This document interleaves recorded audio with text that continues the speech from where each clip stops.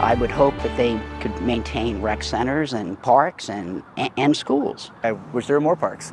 You know, this park is not as close to my home as I wish.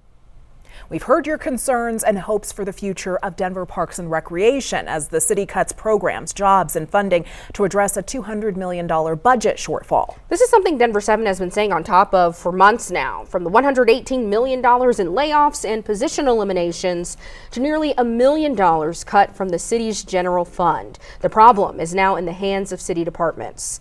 Today, leaders of Denver Parks and Recreation Department shared their budget perspective during a budget hearing. Denver 7's Veronica Acosta was in the hearing room breaking down where you can expect to see changes and what the department says it's leaving untouched.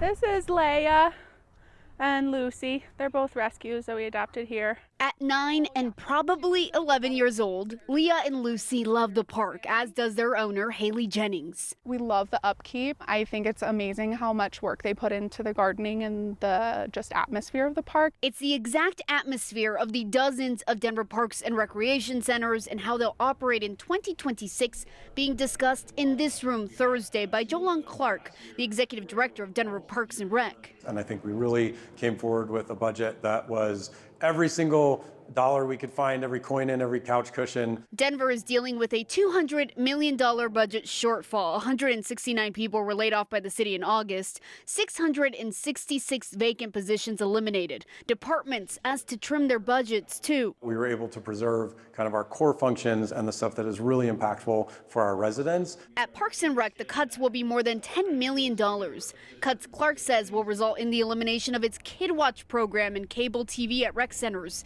a reduction of emerald ash borer treatments, and the hazmat cleanup contract. The permitting and volunteer processes will also be consolidated, while rec centers remain untouched. I wanted to actually see what was going on. That's Scott Gilmore, the former executive director for Denver Parks and Rec, laid off by the city. He sat in on Thursday's budget hearing, concerned about what's being cut and what's not. As you can see by this budget, they really concentrated on not impacting any rec center programs. It seems like this administration always wants to address where they might get, criticized. But Clark doesn't see it that way. Maintaining the goal was to keep impacts to a minimum for those who enjoy Denver Parks and Rec centers. You can walk along. Like Jennings and her pups. Come on, they do a great job. In Denver, Veronica Acosta, Denver 7.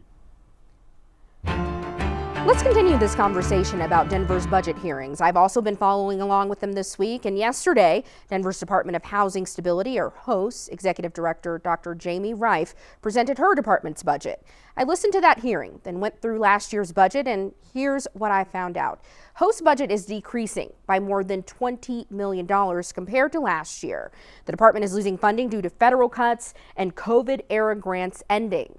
During the hearing, Denver Mayor Mike Johnson mentioned the city is also losing 300 state and federal housing vouchers. To reduce spending, HOST plans to cut 12 vacant positions and 2 filled positions. HOST is also cutting about $11 million in spending following city leaders' decision to close 2 shelters and a micro community.